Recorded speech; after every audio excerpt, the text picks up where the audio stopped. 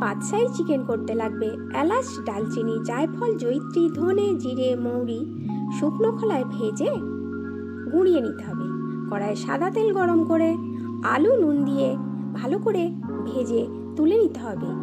আবারও ওই তেলের মধ্যে সামান্য পরিমাণ মতো ঘি দিয়ে শুকনো লঙ্কা, তেজপাতা ফোড়ন দেওয়ার পর আদা রসুন বাটা দিতে হবে, পেঁয়াজ বাটা, টমেটো বাটা দিয়ে ভালো করে ভাজতে হবে।